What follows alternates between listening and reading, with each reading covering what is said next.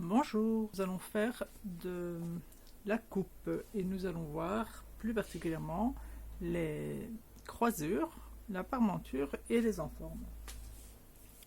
Pour pouvoir fermer un vêtement boutonné, il faut que le vêtement se superpose donc ici sur le milieu devant, puisque les boutons sont sur le milieu devant. Et donc la croisure, c'est la partie supplémentaire, l'espace supplémentaire rajouté à partir du milieu, donc là où sont mes boutonnières, jusque sur le bord du vêtement. Donc la partie supplémentaire qui va croiser avec l'autre partie qui est identique en dessous. Donc ça, c'est la croisure.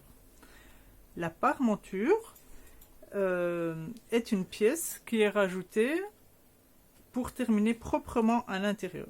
Pour un vêtement avec un col ouvert, la parmenture va jusqu'à l'épaule. Parce que quand on ouvre le col, c'est plus joli de voir le tissu que de voir la parmenture qui s'arrête net. Une enforme, c'est un parement en forme qui se met dans les encolures, mais aussi, comme on l'a vu quand on a fait la jupe, une enforme peut se mettre pour terminer une taille. On peut aussi mettre une enforme pour terminer un bas de manche ou un bas de pantalon. Bref, une enforme, c'est un parement en forme, mais on ne garde que le terme en forme, qui a la même forme que le vêtement et qui remplace l'ourlet pour venir terminer le vêtement proprement comme par un faux ourlet. Dans cette blouse, terminée par une fermeture éclair, je n'ai pas de croisure puisqu'il n'y a pas de superposition du vêtement, mais par contre j'ai bien une parmenture qui va jusqu'à l'épaule pour terminer proprement le vêtement. Pour cet exercice, vous avez besoin d'un morceau de feuille de coupe et de deux patrons, un demi-dos et un demi-devant que vous avez reçus sur des feuilles A4. Ce sont des patrons, donc ce sont juste les bases.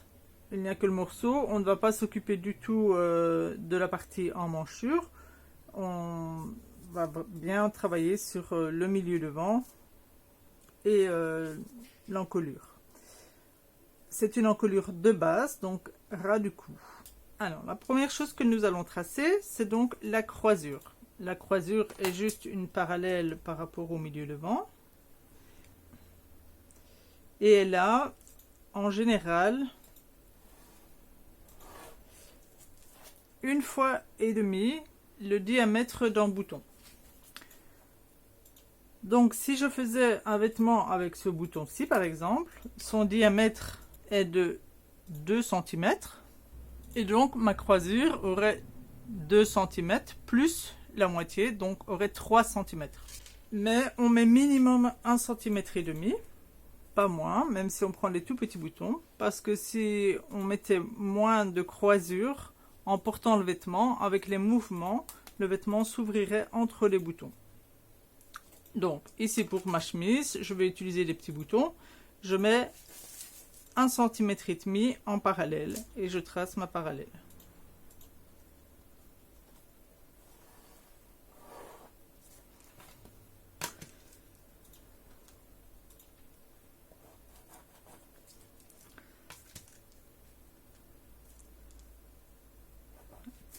Donc ma croisure, elle est déjà tracée.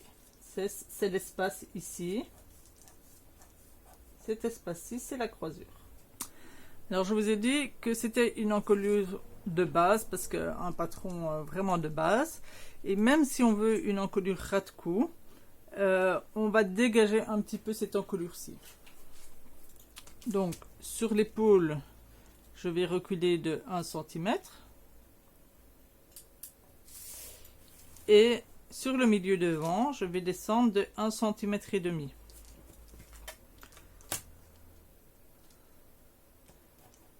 Je trace ici toujours un angle minimum de 90 degrés. Je rejoins mes deux points avec une courbe pour reformer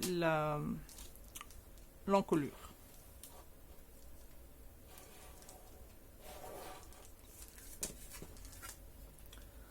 Donc ceci, ça va me faire une petite encolure ronde, mais qui ne va pas m'étrangler.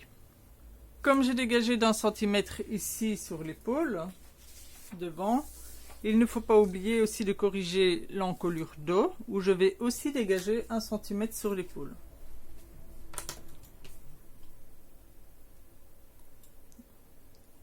Trace mon centimètre. Et puis je rejoins, hop, ma courbe. J'essaie de trouver la meilleure courbe possible.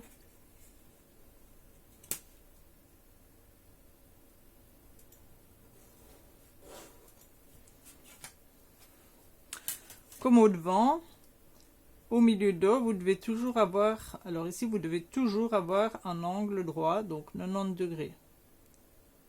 Ici il est minimum de 90 degrés, mais si vous faites une encolure en V, ben, ce sera plus que 90 degrés. Mais ici il doit toujours être de 90 degrés pour ne pas faire de pointe ou de V. Ensuite, hop, je plie mon patron sur la ligne d'épaule.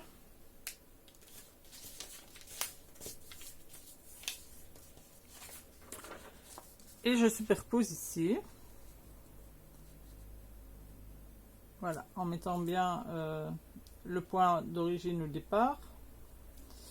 Pour vérifier que j'ai une ligne continue. Donc je mets bien mes épaules bord à bord, enfin bord sur l'encolure. L'une contre l'autre, comme si elles étaient assemblées. Pour vérifier que ma ligne d'encolure soit continue et qu'elle n'ait pas d'angle. Et au besoin, je rectifie mes courbes.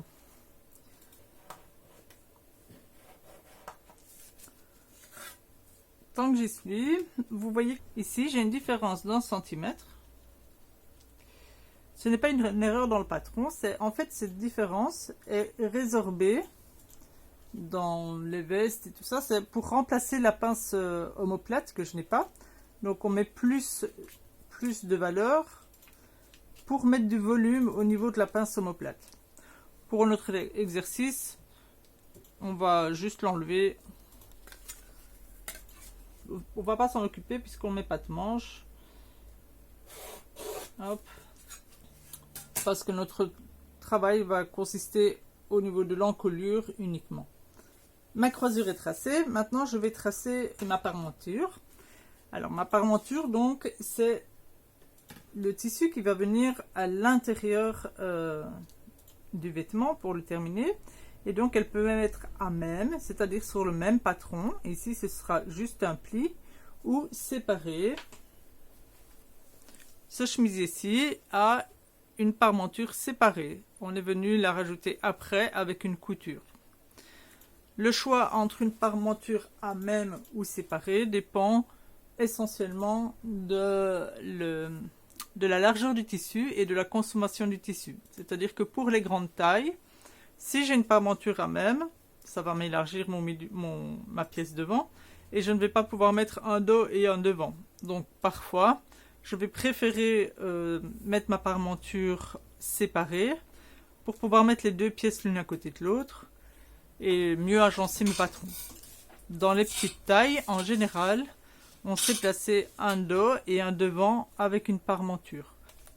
Pour voir les différences, dans votre cours, aux pages 31 et 32, vous avez des plans de coupe. Et vous voyez, la page 31, c'est un plan de coupe donc, qui est valable pour les tailles 36 à 40. Et vous voyez que j'ai un demi-dos et un demi-devant avec une parmenture à même.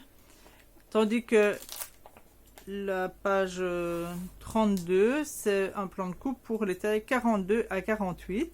Où là, j'ai ma parmenture séparée pour pouvoir mettre mon demi-dos et mon demi-devant l'un à côté de l'autre.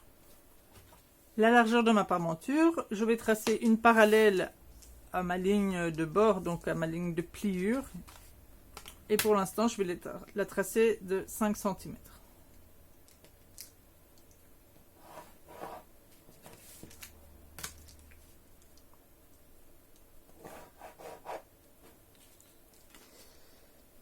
Donc ma parmenture, elle est de minimum 5 cm.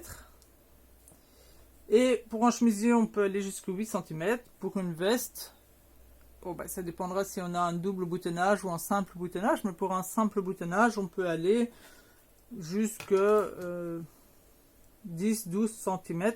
Ouais, 12 cm, c'est déjà une belle parmenture. En général, on s'arrête à maximum 10 cm. Maintenant, je plie mon patron sur ma ligne de bord de croisure.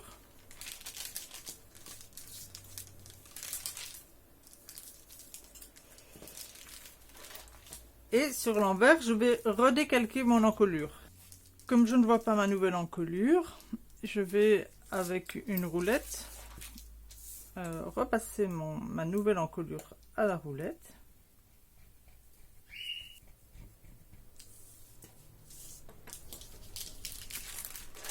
Et puis ainsi, je peux retracer mon encolure en repassant sur les pointillés.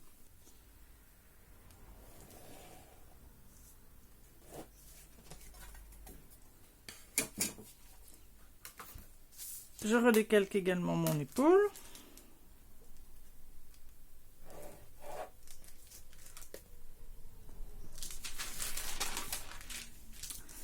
Et je vais faire une parallèle à l'encolure. On va se mettre à 5 cm.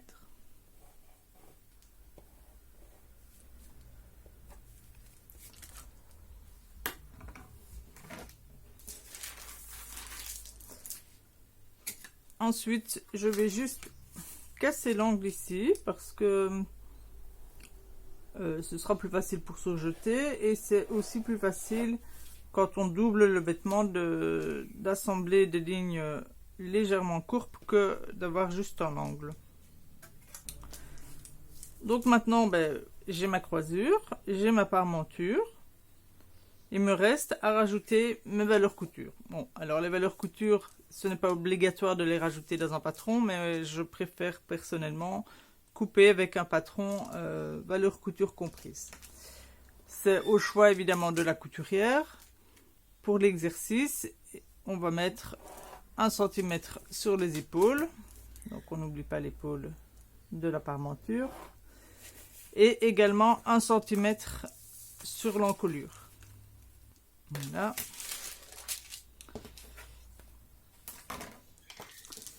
Et je peux maintenant couper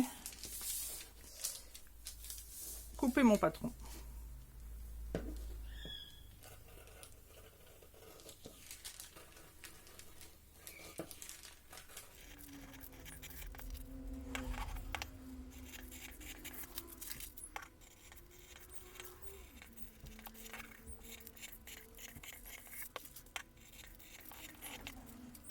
Ma croisure et ma parmenture devant sont dessinées.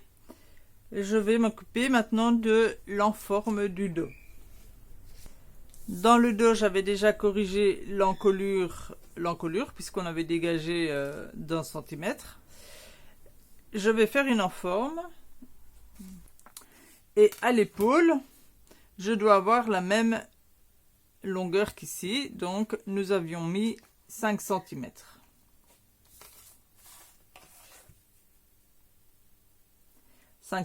Bien sûr, depuis votre encolure corrigée.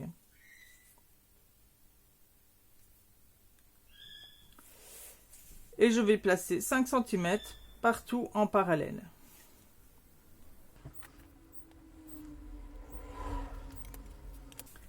Je trace ma courbe.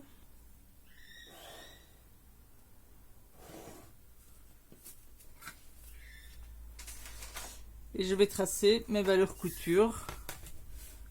Donc pour notre exercice, juste l'épaule et l'encolure.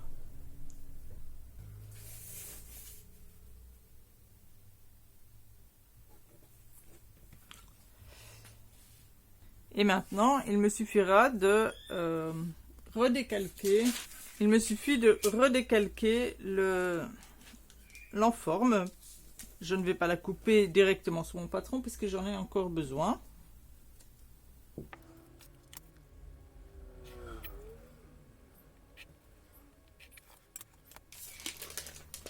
Et je vérifie une dernière fois si j'ai bien une continuité au niveau de l'encolure, mais aussi au niveau de l'enforme, ce qui n'est pas le cas, donc je rectifie.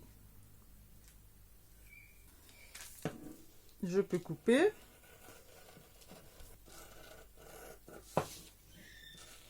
Et vous voyez que mon enforme, je l'ai coupé au pli pour l'avoir entière, parce que les petites pièces comme ceci, c'est préférable de les avoir entières pour pouvoir les glisser entre les patrons. La dernière étape est d'indiquer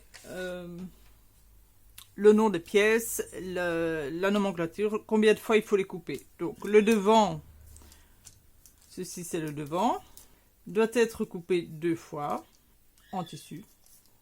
Je vérifie si j'ai mon droit fil, il est indiqué sur le milieu devant. Ici j'ai la croisure. Et aussi, j'indique, alors je vais faire des hachures, juste pour indiquer que ça doit être thermocollé. Cette partie-ci doit être thermocollée. Donc la partie hachurée, ce sera du thermocollant. Sur l'enforme, mon droit fil, c'est soit le milieu dos, soit le contre-fil. Alors, je l'indique avec une croix. Je mets droit fil ou droit fil. Quand j'ai une croix comme ceci, ça veut dire que je peux choisir de le mettre soit dans le même sens que la pièce, donc droit fil et droit fil, soit, pour une question d'économie, le placer sur le côté de la pièce, le droit fil ici, donc on dit en contre-fil. Donc c'est mon enforme, et je dois la couper une fois en tissu, et je dois encore la couper une fois en thermocollant. Donc les enformes et les paramentures sont toujours thermocollés. Mon dos, donc c'est le dos.